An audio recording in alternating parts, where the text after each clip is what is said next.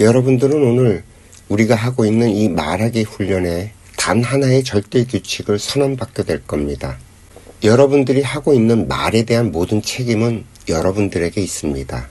오늘날 수많은 불평불만과 오해가 당신의 인생을 좀먹고 사건 사고를 불러일으키는 제1의 원흉이 되는 이유는 바로 이 규칙을 어겼기 때문이에요. 그래서 다시 한번 선언을 합니다. 말은 하는 사람이 듣는 사람이 이해가 되도록 말을 해야 합니다.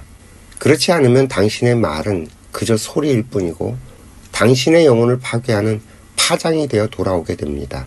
인간의 말에 대한 이 세상의 설명 가운데서 아주 강력한 문장이 있어요. 그 철학자 비트겐슈타인의 내 언어의 한계가 내 생각의 한계다란 말이죠. 누구나 한 번쯤은 들어보셨을 이야기일 겁니다. 그렇다고 이 말이 꼭 맞는 정답은 분명히 아닙니다. 이것과 대비해서 제가 하는 표현이 하나 있어요. 인간은 자신이 모르는 건 상상할 수 없다는 건데 인간이 만들어낸 모든 언어는 자신이 아는 것들로 만들어집니다. 우리가 앞서 이야기한 인간의 말은 영혼의 에너지가 만들어낸 에너지라는 명제와 맞닿아 있죠. 이렇게 이야기하면 꼭 반론을 제기하는 분들이 계시죠. 그 신화 속에 나오는 온갖 존재들은 그럼 실제 실존하는 것이냐 하는 의문이 들 거예요. 가령 용이나 또 반인반마 같은 것들, 드라큘라, 도깨비 같은 것들 말이죠. 이에 대한 저의 대답은 모든 인간이 언어로 표현한 것들은 실제로 그런 것들이 있다고 말을 합니다. 명료하죠?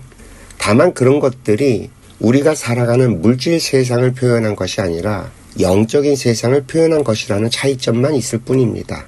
이 영적인 세상에서 우리에게 전달해주는 그 메시지, 영감, 꿈 같은 것들을 영적으로 전달받은 사람이 자신이 아는 방식으로 설명한 것들이라는 것뿐이죠.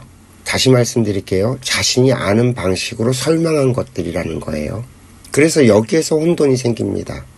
영적인 메시지를 받지 않는 다수의 우리들은 그 메시지를 받은 사람이 하는 말을 이해하지 못한다는 거예요. 이러다 보니 졸지에 말을 한 사람은 미친놈이 됩니다. 특히나 오늘날처럼 과학기술이 인간의 삶을 주도하는 시대에선 더 그렇죠. 여기에서 우리는 한 가지 중요한 사실이 도출이 되는 겁니다. 말은 하는 사람이, 듣는 사람이 이해가 되도록 말을 해야 한다는 거죠. 이해가 좀 되시겠어요? 다시 한번 말씀을 드릴게요.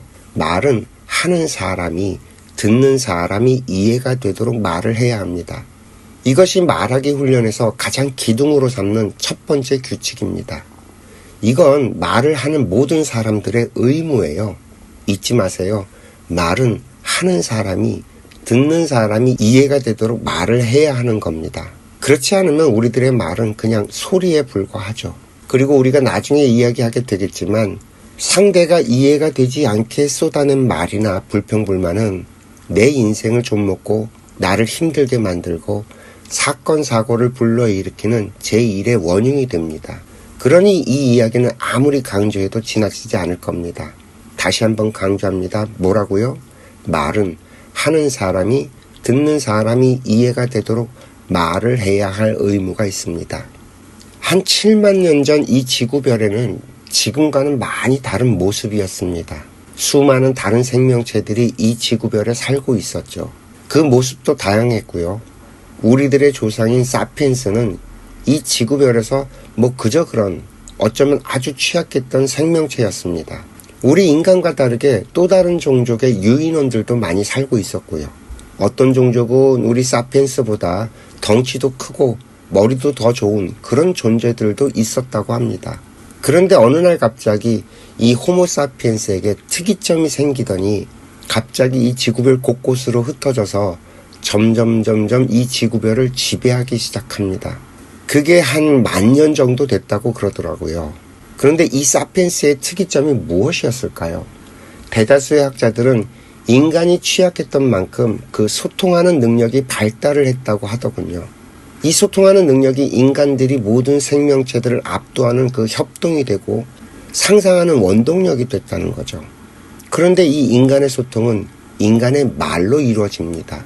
즉 내가 하는 말을 다른 사람이 이해하고 같은 생각을 할 수 있어진 것이 이 지구별에서 만물의 영장으로 올라서게 된 결정적인 힘이라는 말입니다.